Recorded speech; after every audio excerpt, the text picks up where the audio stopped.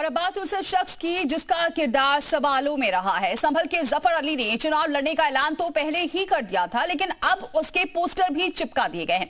खास बात तो यह है कि उसे अपने ये चुनावी पोस्टर उन इलाकों में चस्पा करवाए हैं जहां 2024 में दंगे हुए थे। यानी साफ है कि वो किस वर्ग को संदेश देना चाहता है।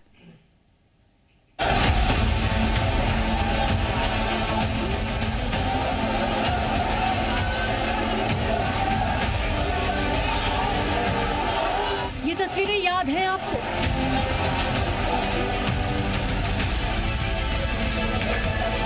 संभल में 2024 में मस्जिद के सर्वे के दौरान हिंसा भड़की थी।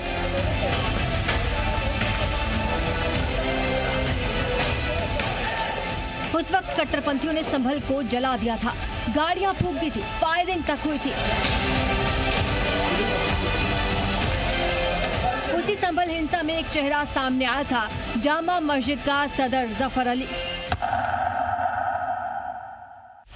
जिस पर भीड़ को भड़काने, दंगा करवाने, सर्वे की जानकारी पहले से फैलाकर भीड़ जमा करने, पुलिस को गुमराह करने जैसे गंभीर आरोप लगे थे। पुलिस ने इसे गिरफ्तार भी किया था, बाद में इसे बेल भी मिली, लेकिन वही जफर अली एक बार फिर से सुर्खियों में है और वजह है उसका ये पोस्टर। संभल हिंसा के आरोपी जफर अली ने हुंकार भरी है। 2027 का चुनाव लड़ने का ऐलान कर दिया है। रिपब्लिक डे पर पोस्टर चिपकाकर चुनाव में साथ देने की अपील की।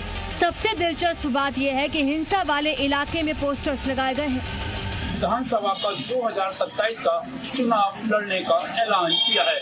अपने चुनाव के मद्देनजर उन्होंने हिंसा वाले इलाके में पोस्टर लगाए हैं।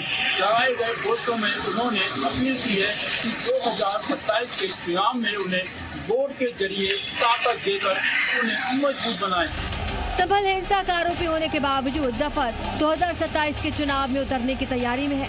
कुछ लोग सवाल उठा रहे हैं, लेकिन जफर ने हिंसा भड़काने के आरोपों पर क्या कहा था, ये भी सुन लीजिए। तो मैं हर कीमत पर 2027 का विधानसभा का चुनाव लड़ने जा रहा हूँ। कोई अड़चन नहीं आएगी। मैं माननीय हाईकोर्ट से मेरे केस में हिस्ट्री है और किसी तरह की कोई प्रॉब्लम नहीं आएगी। मैं कोई इसमें कन्विक्टेड नहीं हूँ। अभी मेरा केस जो है हिस्ट्री है।